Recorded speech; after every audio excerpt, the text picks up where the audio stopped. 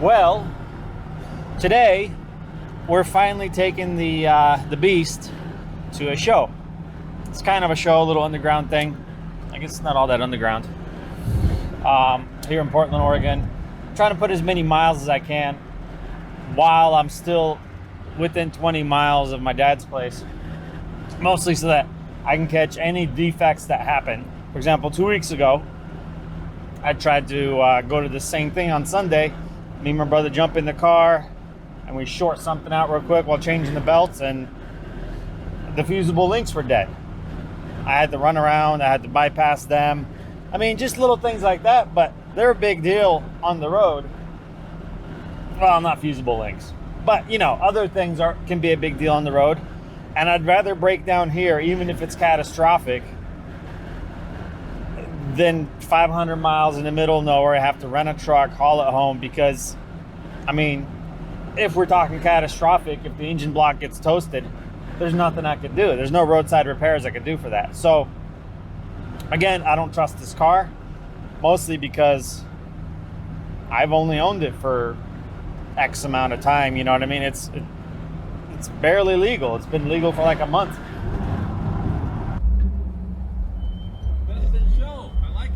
Thanks. What year? 68?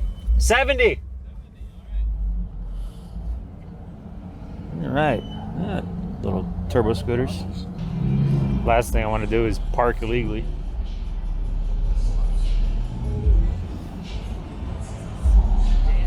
You got the big 455 rocket motor in there? No, you're thinking olds. But yeah, it's got a 455. Oh, yeah.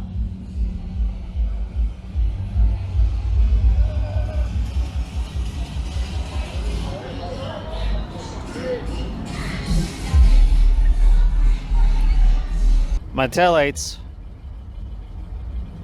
well, my brake lights get a little sticky.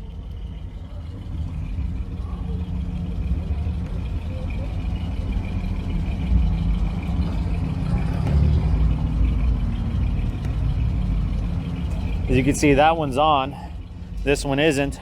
Neither of them should be on, but this gives me an opportunity to find out what's going on here.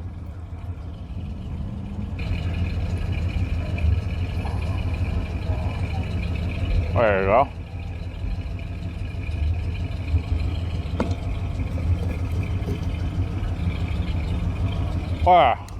Kong.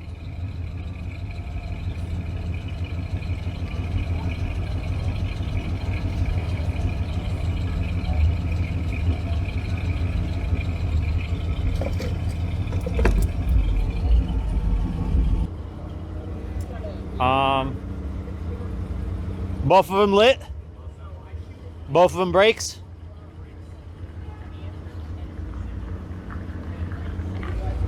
Alrighty. No. 4.3 is olds again. The rock motor, yeah. So you're thinking olds? Yeah, but they This stuck is- in Pontiacs. Did they stick in Buicks? In a 79, You got sure. a 455? 455.4. So it's the same as the stage ones. With 455? Yeah, it's 455 Buick. Yeah. Well, So this vintage Buicks never had olds in them. but I think that's the same motor. You know, they put No, not even close. and GMC motorhomes.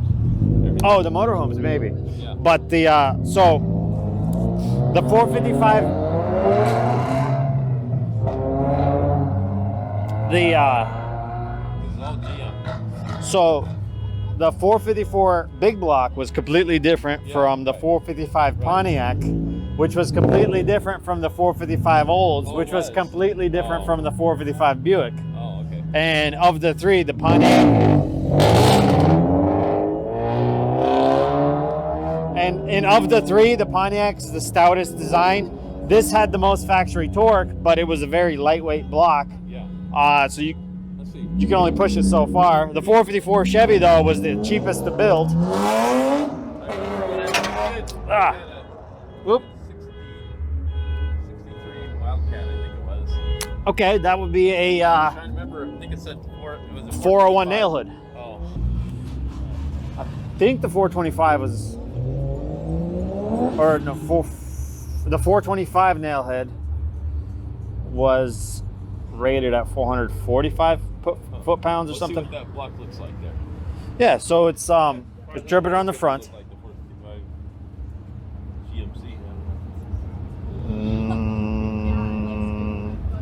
So it's, a little, but different. so that is 455 cubic inch or torque. Cubic inch Okay. in this case. So it's got 510 pound-feet of torque. Okay. Yeah, that's the torquey motor. That's the one. That's the same as the GMC specs. I don't know if these are. 455. They're all the same motor. No. Yeah, they are. They took them out of the Tornado and they put them in the GMC motorhome. Maybe the GMC. No. They are 4 different ones. All the same displacement. Yeah, 3 455s and 1 454. All 4 of them are completely different. Because 455 cubic inch, 310 horse, I think it was, in the Pontiac. SD 455, 310 horsepower. Ooh, the Super Duties. That's a whole different story. They had different heads. 73. But they had the Ram Air 2s for the 400s back in '68. But so Buick's line of engines, the 430 and the 455 was the same engine, different variations of it.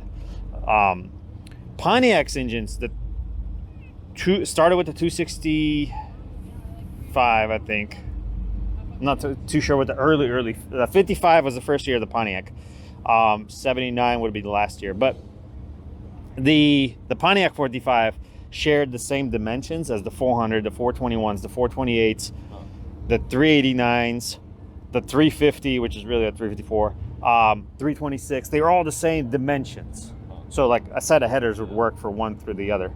Whereas the Buick 455 and, say for instance, the Buick small block 350 were completely different engines. It's nice and solid. It's got a good road feel to it. I gotta adjust the camber, so I gotta buy the shims. On a GM, you adjust camber by placing shims on the 2 bolts that hold the upper control arm. So I need, if you want more camber, negative, to offset the fact that I lowered it 2 inches and mess with the camber. So if you want more camber, then you have to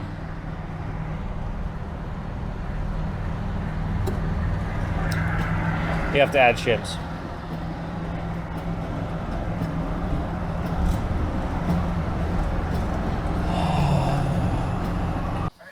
That does not smell good. So I'm gonna turn off the fan, turn off the wipers.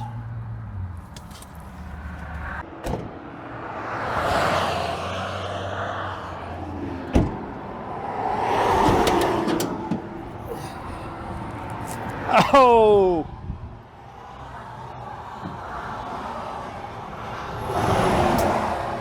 That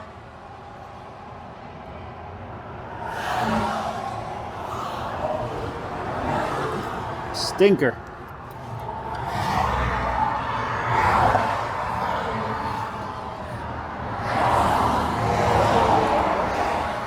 Brand new.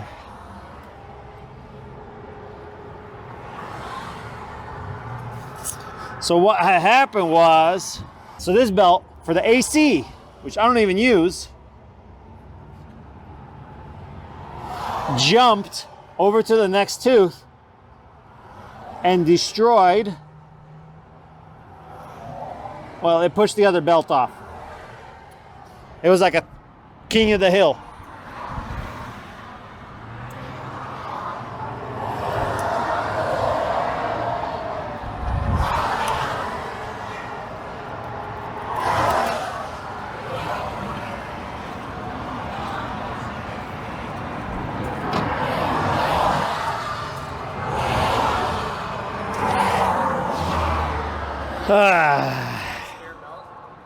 You know what I don't have?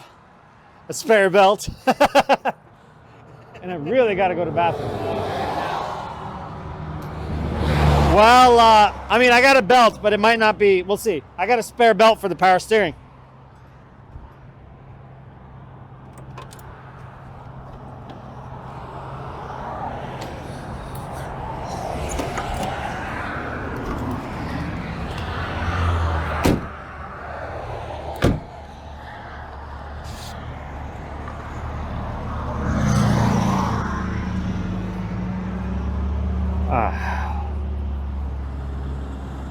Hey, how's it going?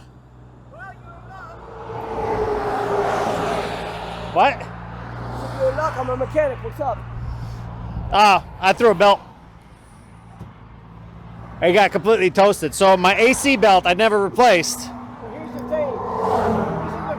This is a free piece of advice for you guys. If you're smart, you carry a pair of pantyhose in your belt. No, you can laugh all you want. Car, man. I broke down, and this guy, I swear to God, he had a goddamn pair of pantyhose in his glove box. All we did was watch this, Jim. He tied the pantyhose around, and I drove on those pantyhose for 2 weeks. I am not joking, guy. I believe you. You can laugh if you want. I'm telling you, he did. Yeah. Pantyhose. I'm not joking. Right, because he helped you. Because a spare belt for his car wouldn't have helped you. You know what? I always stop and try to help somebody. Right. Okay, now here's the thing. On this here, Yeah, alternator. on this here, it doesn't matter about the rest of it. You just got to make sure you get the alternator and this. Because if you pass this up, you're gonna die. You got any Because this tools is with what you at charge. all? I got all my tools. No, You I guys, mean- you guys have any tools? Oh yeah. I got 2 toolboxes in the back of my wagon. Yeah, we're good. Yeah, they're good. Okay. I just gotta. Well, this is my power steering belt. That's for that. No, it doesn't matter. Right, but I'm saying is it might not be the right length. Oh, yeah. All you gotta do, see this here? Well, yeah, I know. As long as you don't even have to do that. If that'll reach there, if not, you just have to loosen your alternator, slide it back. As long as it connects, you're good. Yeah. But it might not. Is what I'm saying is this might not be the right length. You know, I but I know what you're talking about. The only 3 things I got to run are the water pump and the alternator. That's it. It's got to go from the crankshaft, water pump, and alternator. Yeah. Right, but I'm saying is that might be What year is this? 70. That's cool. 84. Those are rare. Most of them got scrapped a long time ago. You know what? I hope that that thing don't even have Hopefully, that yeah. thing don't even have 100,000 miles on it. It's got what? It has less than 100,000 miles. Oh wow. Oh, yeah, it's a nice wagon. Very rare. I think they got that, Tim. Huh? I think they got it. All right. Well, thanks so much for stopping though. I wish I could help you guys. Yeah. But thank you so much. Listen, Mark. Let's see if it fits. If it don't fit, we can do the next best thing. I can give you money to go get a belt. No. I can take my car and I can push you to the nearest exit. Yo. You think Oh no. This is 5,000 pounds. I got roadside assistance. I don't want to damage your car. Just push. 455 Rocket. Oh my No. God. You're thinking olds. Oh. This is a 455 Buick. Oh yeah. Oh okay. Which is called- We just met a fella at the car show. Which is called a Wildcat. Wildcat. Yeah. Buick Wildcat. Is it Buick Wildcat? It's the Wildcat front end. I'm telling you, yeah. Yeah. I know my cars. I know old school. Well, that's cool. But I don't know that this was called a Wildcat. It's cool as fuck though. Yeah, I like You them. guys have a good All right, take it easy.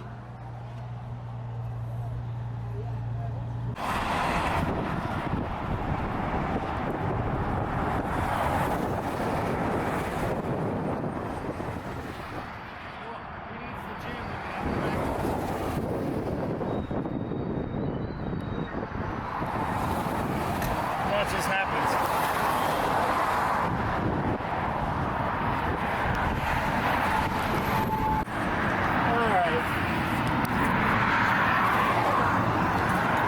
Thankfully, it's not full of water. But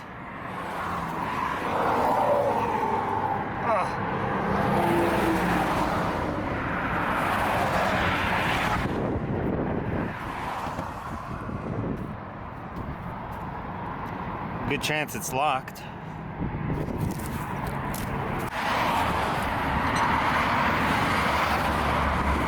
It's gone.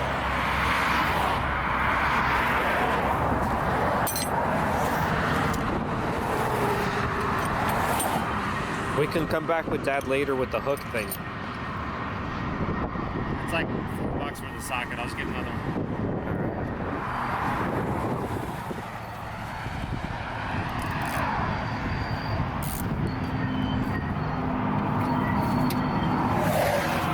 Give me the flashlight.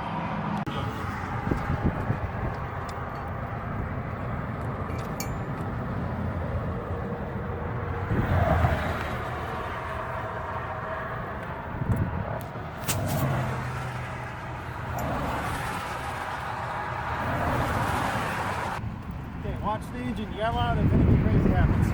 Yeah. I'll flash in your face if anything bad happens. So you'll... 1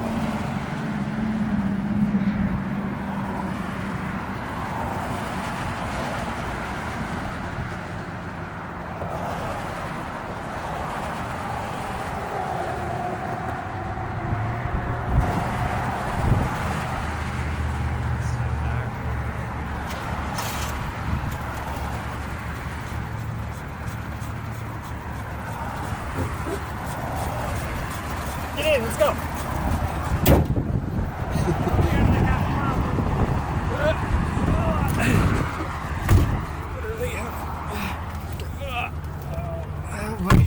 We legit only have like half a mile. Oh, no power steering. If it breaks, we can do it again until we get home. Okay, watch my side because Alright, the car's coming. I know. One coming real fast. Oh, we know. I'm gonna let you know when it's clear after this one.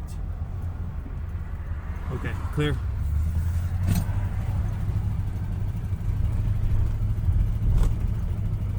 All right, it's holding together for now. My generator light, or alternator light, sorry, isn't on.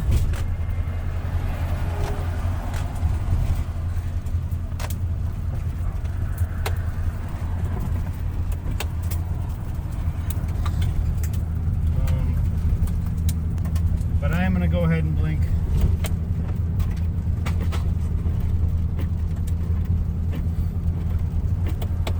If we make it all the way to the parts store, then we can genuinely say that, man, all these exits are like one way. This is like exit number 2 that we're passing that I can't take. And it's just north of the road we need. See, right now, I'm running like on purpose. I'm running a very low RPM. Here's the thing, as soon as my alternator light comes on, we have to stop. Because I don't longer have the AC belt turning my water pump, so it'll immediately overheat.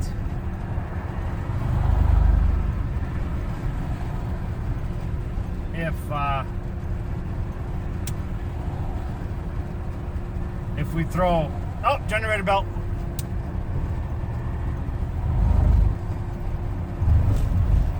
We're pulling over and we're stopping right now because this is the worst place you could possibly stop. This is so bad. Oh shit. Off-roading. Good thing the Buick's smooth. Man, this is smooth, even off-road. All right.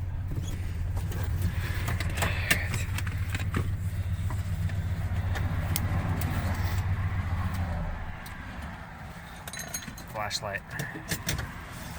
That's why you should have turned it on for me, so every second I'm running the motor, it's overheating. Alright. At least we got a heater on.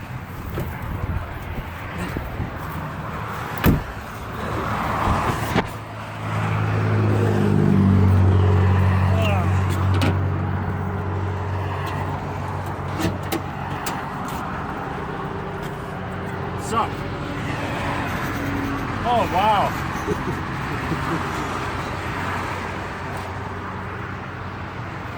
I mean, we got a mile. Yeah. Like I said, this is only good for a few thousand revolutions. But, I have an idea. The exit we gotta take is literally down there.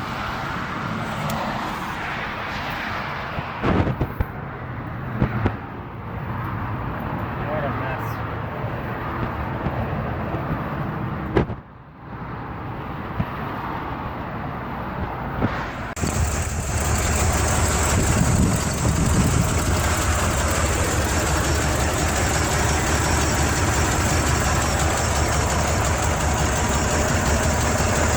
In conclusion,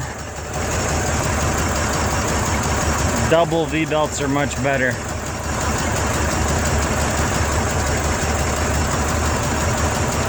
Only thing I'm not liking is how loose that particular one is.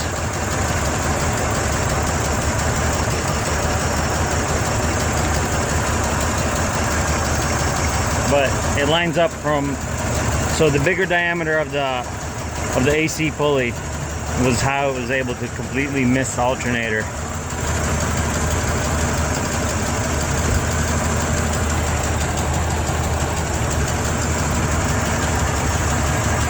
So, but you could tell how much more wear that side of the pulley has and how deeper that particular belt sits than the one that was never used.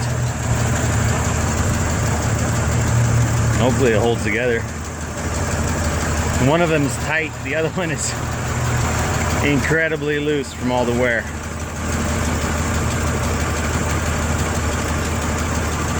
Alrighty, well, all's well that ends well. Alright, so this is the power steering belt that jumped and blew the other belt off. That's my 9/16 socket down there.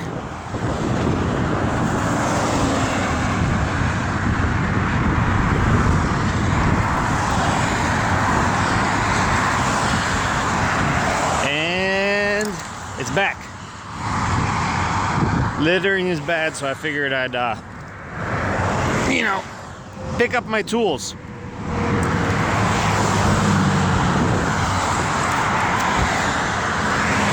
You win some, you lose some, but not all days are bad.